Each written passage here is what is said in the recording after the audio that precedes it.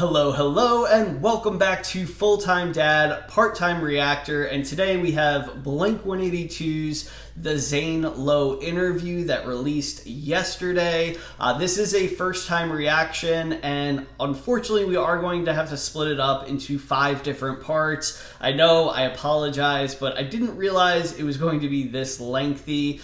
Don't get me wrong, I love Blink-182, and the more the better from them. However, an hour and 15 minutes is just too long to do, 1 or 2 videos. So this is going to be part 1, first time reaction, and if you do like what you see, consider subscribing, liking the video, letting me know in the comment section which song or band you want me to do next. I really appreciate it, but let's get right into this interview. Now, one thing I do want to say before I start this is that I absolutely love Blink-182, so I am probably going to come off a little bit biased here. I just grew up with Blink-182, especially in middle school and high school. They are the reason I picked up a bass for the first time and joined a band. We didn't make it, unfortunately, but had an amazing time, writing original content, hanging out, and just being silly teenagers. I had the I think it was the light blue or baby blue Fender bass that Mark Hoppus had as his signature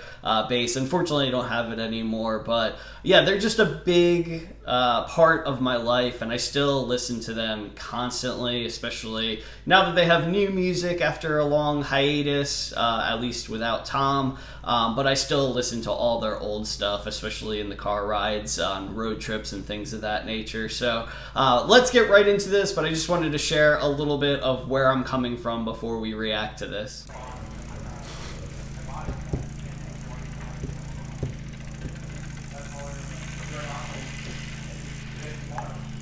I don't know who Zane Lowe is, by the way, so if anybody wants to fill me in. The black sides of this? Is one like bouncier? One have more grip difference? or something? I don't know. Good to see you. How's life? How's everything? Yeah, good, thank you. Is this us just like chopping it up, just like being real? Just like us, like we do? Getting everyone together for a game of ping pong? Where's that other dude? Hey, wanna join us? Are we starting? All right, fuck all y'all, I'm gonna get serious. It's not even like this guy's dying to be on my team or anything. Look at this. Point. I wonder if they actually play ping pong, or this is literally the first time they picked up paddles in years. Somebody turn on my microphone, because I... Oh, nice one! I'll take it. I love how you're the only artist I've ever spoken to in my life that double-checked whether your mics were working. This is a whole new thing. Well, I'm a narc, normally. I always have to think, is the wire on? Am I gonna get found out? There's a thing about musicians, right? Everyone says they're really good at table tennis. I'm not sure if we qualify for that. I don't like table tennis, and in fact, this gives me anxiety. I'm getting anxiety. That's a terrible idea. Do you like table tennis? Let's have a good game, yeah. Okay, we gotta at least look good on camera. That's no wonder these guys don't. Yeah, It's so weird that they're starting like this. This would be the last thing I would have expected that how this interview would start. For some reason, I imagine them just running around town naked doing interviews. That's the ooh, nice. headspace that I'm in. All right. I think Mine's broken. we did what we could do. In my wildest dreams, did I ever think that I'd press play on this album and it would hit as hard as it hits, be as honest as it is, capture everything that I love about the band, but just bigger and so bold and just so honest and straight up. So thank you as a fan for making this record. You know what? That could have gone a different way. He's all, never in my wildest dreams. I think I put it on and like it. That's it. I was like, what you gonna say? Everyone I did see this little clip. So disappointing. Finally, there was a 20-second clip sounds like of this friendship to on me. TikTok. It just sounds like true friendship that's come back together, and everyone's supporting each other as players and as writers. There isn't a song where someone isn't backing up someone's sentiment in a very real way, and even just the collaborative nature of it. The people you worked with, that I know you've all worked with individually, and now as a group, I am a little jealous it was important that your worlds really came together more than just as the three, right? That everyone came through tracks. I would imagine, anyway. Yeah, it was amazing. It was very collaborative, and the album feels very full, like a real body of work, like an album. Yeah, it really does. That's awesome. But there's that word friendship that keeps coming back to me, and I kind of feel like that is the fundamental reason why you've let us come in here and have this conversation, is that I just don't feel we would have believed it unless the friendship felt real this time. Do you know what I mean?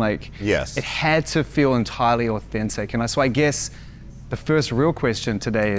That is so true. I just want to pause it for a second because I had, I'm going to forget if I don't. But I was saying in my last reaction video, you don't know what you've got. If you want to check that out, I'll put it in the description box. But this time around, of course they came back. I think it was the Neighborhood album was the last album they did together. Correct me if I'm wrong.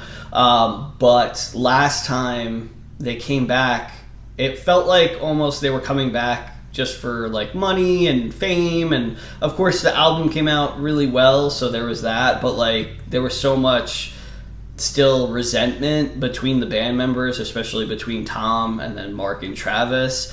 And then I heard that they were having to record, different pieces, whether it was vocals or instruments, like in different studios or homes or whatever it was, and like mail in their work basically because they weren't talking to each other. And this time it just feels like they're finally having fun again. They've matured. They're taking like their life lessons, some that were really hard, like of course Mark's cancer and Travis's plane crash, and just really, again, like maturing and open up and talking about all of those hard times in their lives. Because you never know when, you're going to get a chance like this again. Would you have taken the friendship and not the band this time? Would it have been enough just to bring everybody back together as people and gone, but maybe we don't keep making music together? But I do. Yes, absolutely. No. That was the whole thing. Was like, we came back together as friends and we're talking and texting and hanging out long before we talked about getting back together as a band. Mm-hmm. It was really a while. Cool. I think it was always in the back of everyone's head once we all started connecting again. But when Tom and I started talking, I was sick, so that's kind of where it all started. Mm. I wonder how at least as far as me and Tom connecting, found out that Mark was sick. I wonder if it was like a social media post or... Yeah, I mean, I think back to the beginning of the friendship, which I'm not sure we ever really touched on because we were just hitting the ground running, right? When we first sort of met, the whole world was talking about Blink, and I felt like it was the beginning of this crazy ride in a big, big way. Mm-hmm. But I never really went earlier than that. I never even asked you sort of what your first impression of Mark was when you met him, like the very first day you guys met, or what that was. Well, Mark got sick, and it was similar when Travis had his accident back in the day. Nothing matters, really. Like, everything that's just dumb, peripheral, it's all petty when you have like real human things happen. So it feels like it's an instant thing. I feel like there's a real sense of brotherhood with us, and like any brothers, you have your little spats over the years, and you go apart, you come back together, but you're always got a foundation that you're connected. That's kind of you're still inseparable energetically. So I mean, sitting with them, I think the friendship is the easy part. Work was always kind of had its harder parts in some ways, but that wasn't even hard when we realized like someone's sick, The first thing I wanted to do was work with these guys. And in both cases where we went apart and came back together, at least for me, it's just like the human part of it is so important to me, and I know it is to them too, but like, I think once that is like front and center, everything else becomes like really easy. Like what's the issues are never mountains, they're just pebbles, I remember sitting with Mark at his house, and it was just...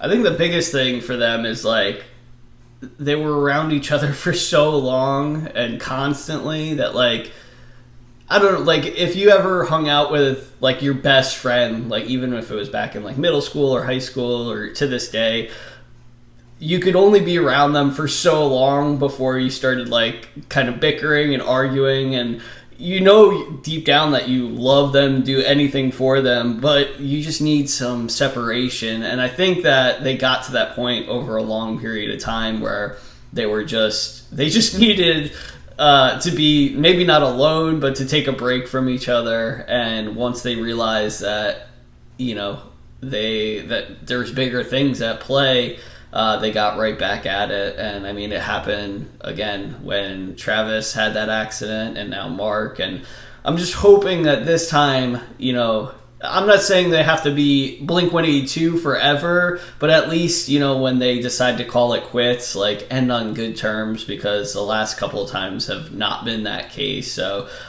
you know, they don't have to keep working as Blink-182 forever and ever, but at the end of the day, they can still stay friends if they, you know, need a break or if they decide to retire permanently, which I'm definitely not advocating to do. Very much like, you're sick, we're gonna get you through this, and we're gonna make the best music we ever made. Let's do it. Like, let's have a North Star.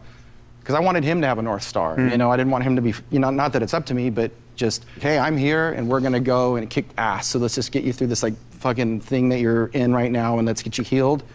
Let's like, move through it, and let's build a better path. It's super thoughtful, but when you do get sick or when something in your life shakes the foundation of your future and what's possible, it's never that simple, is it? It gets more complicated, I feel, the more people want to kind of engage and reach out and say, hey, we can do it. Sometimes it can be hard to accept that. Yeah. Because you're dealing with it in real time.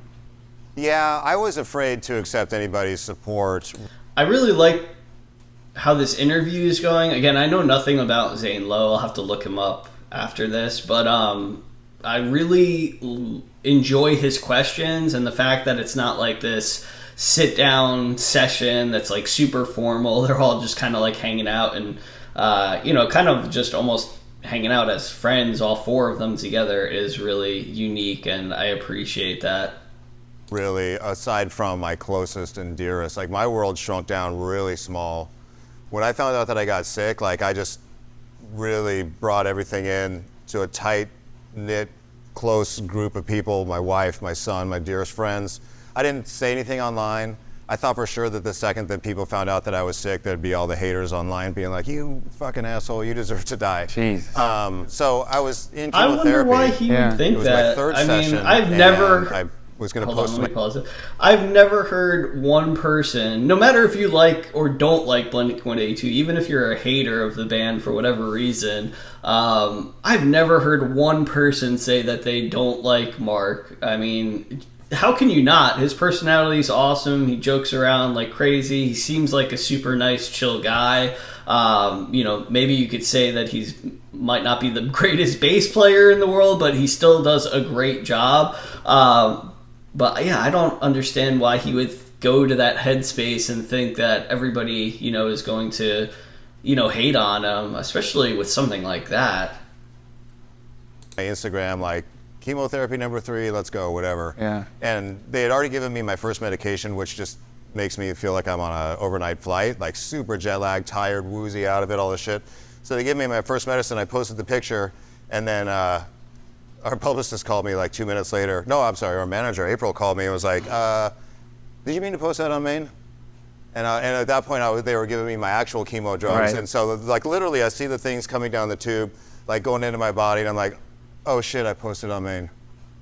And all that day, people were calling and people were texting and all this stuff. And I was going home from chemotherapy sick, feel like sweaty, shitty, full of all these poisons, and I had to pull over on the side of the road and make a statement online. And from that moment, the outpouring of love and support, and people, random people I thought hated my guts, old people that I'd like been friends with and fallen out with, people that I've never met ever, like, so much love and support. It was really awesome. And to that point is like, even if you don't like somebody or maybe you just don't know them, like, when you have something serious like that, like, you know, a terminal illness, I mean, I don't think, or at least I would hope that most people, 99% of humanity, would never wish ill on somebody, especially in that position. So, I don't know, it just baffles me. I wish that I would have said it sooner, because I think it would have helped me through some really awful times, but I was really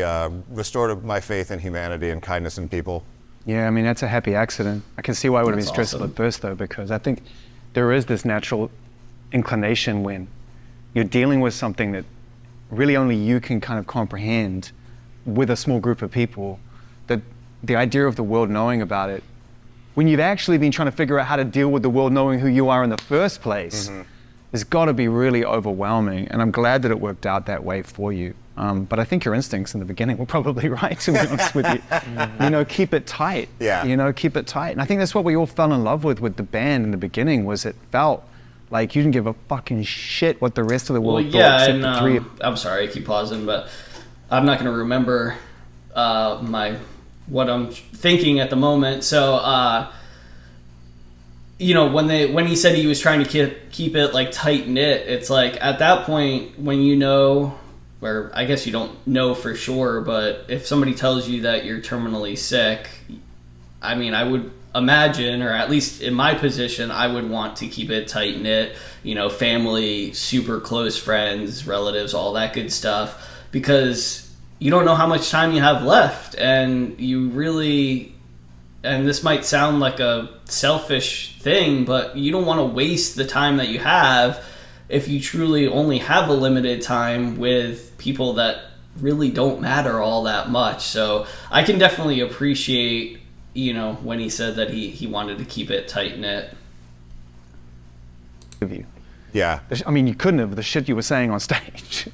Well, I mean, we're touring now. We just got off a giant tour, and literally Tom, I mean, we're stupid, but Tom and I are trying to whisper things back and forth through the microphone on stage in front of 15,000 people that we think is funny between us, and we're trying to be like, hey, Did you hear what I said? Yeah, you hear that? You hear that stupid thing? Forgot that there's a going through the speakers. You know, it's 2023, right? I mean, Well, no one needs to go through the speakers, but everybody can hear everything now. What we have always done is like we try to entertain each other. If I turn around and Travis is actually laughing at something, Listen, Blink-182 will never be canceled. They could say almost anything and it would be fine. It's like they have like a free card or a free pass, whatever it's called. we said, I was like, okay, we That's get a like, victory. Is that it's rare? a victory. Is that pretty rare? No, they get me sometimes. We'll get it they get me. sometimes. Yeah. But there's no pattern. But it keeps it keeps it light, Yeah. honestly, and not like, you know, we've never taken ourselves too seriously. But you have as well. That's the beauty Well, I of mean, like it. on stage. On stage, yeah. You know, we've always kept it like fun, but on music and creatively, yes. Yes, that's the thing I think everybody's realized over the course of the band's history, is that the music has always been dead serious, even when you've peppered the album with these moments, you know. There's a couple on this record for sure. We're always Blink, and we're always going to be that, but I do think that that's something that I've always loved about Blink, is that we can write a song like Stay Together for the Kids, or Adam's Song, or on this record, One More Time. Yeah. And we can write a song like What's My Age Again, or we can write a song like First Date, or we can write these different things and different emotions and still have. I love the fact that they can do that too, because they can keep it, one song can be like, you know, super emotional, you know, going through all of the feelings that they had at that time, or taking real life things and putting it into song, and then the next song is just completely immature, ridiculous, like, you know, why is this even popular? But it just works, and I love it. Fun when we're on stage. We are exactly. who I we even are. enjoy You know, their and, like, silly we're just as skits. God that made they us. We're have. just as God made us. I mean, like, we get on stage and obviously we joke around and stuff, but the sad part is we literally do that off stage too. It's like there's no boundaries. Was it always the case when you guys first met, when you were kids? Yeah. Was it like, oh, we make each other laugh out the gate? That was That's all it how- was about. yeah. That's literally where we should build music around this, you know. Yeah, I went over to Tom's house. I just moved to San Diego to go to college. The day that I went to San Diego, got in my car at my dad's house in the desert, drove to San Diego to move into my mom's house to start college, brought in my garbage bag full of clothes, put it down, sat down on the bed. What the hell do I do now? My sister's like, let's go see my boyfriend's friend Tom. He plays guitar, he skateboards, he's funny, you're gonna like him. So we went over to Tom's house, and he That's and I wrote a wild. song I that didn't know night that. that we still play today.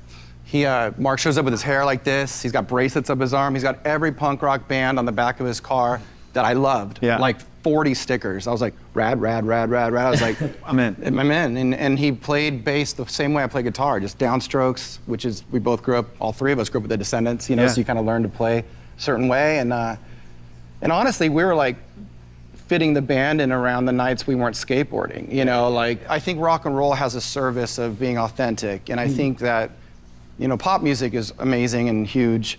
But I think with rock and roll specifically, it really does its best work when you know like who the members are and what they're about, Yeah. you know, because it can change kind of, as a kid, you're like, you dress like them, you hang out with people that like them. It's a total identity It's an format. identity thing. And I think that we've done a pretty good job unashamedly being ourselves, you know, and, but you know, growing up in suburbia, it still has its troubles, like Yeah. broken families.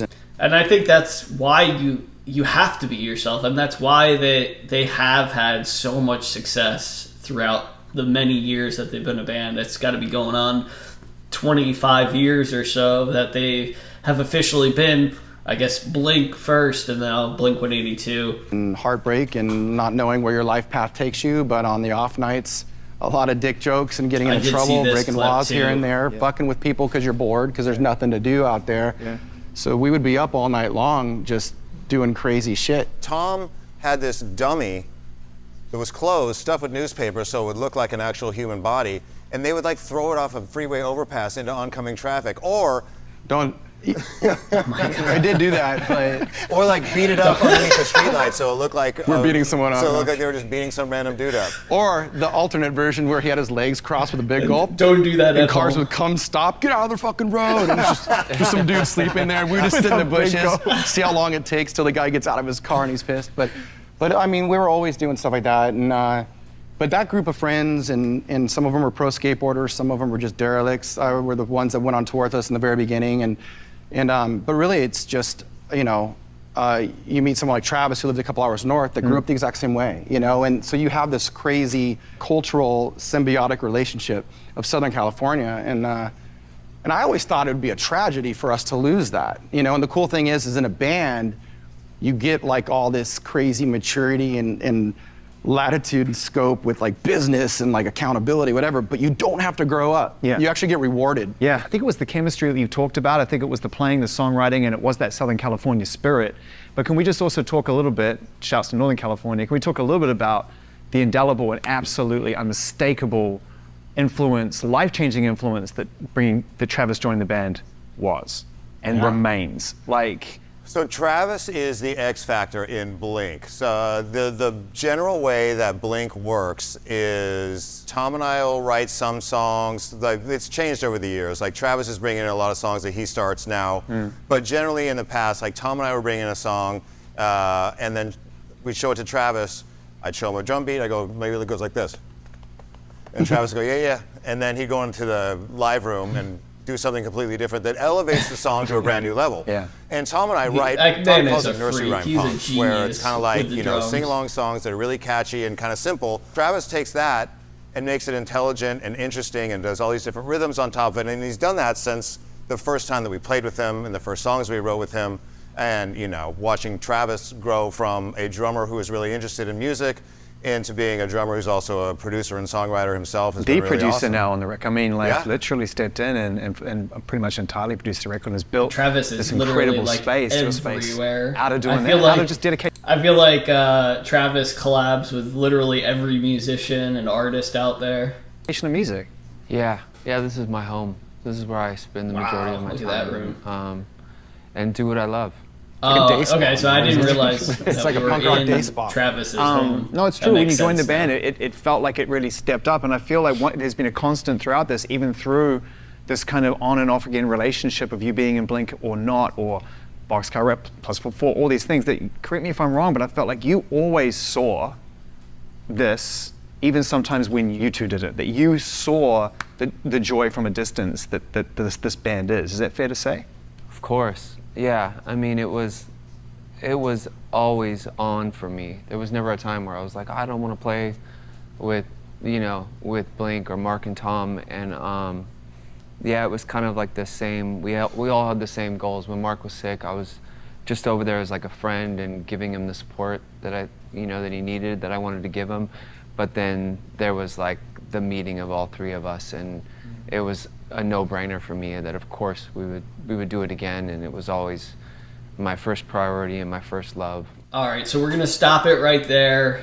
Travis just finished that question. I love the fact that this is so informal. I don't know if this is gonna be the same throughout the entire interview, but we'll do parts 2, 3, 4, and 5 at a later time. I'll try to get it done as soon as possible, so look out for those. But love this informal interview, love the questions, love that, you know, Travis is opening up so much. I think this is the most I've heard him talk ever, so really cool to see. Love that it's in one of their homes, so we get to kind of look into that, that drum closet, whatever you want to call it. That was insane. That was I mean, that just blew me away. So, but that's it for this video. Hopefully you're enjoying it. If you are, hit subscribe, like the video, and hopefully we'll see you right back here in the next video. Catch you later.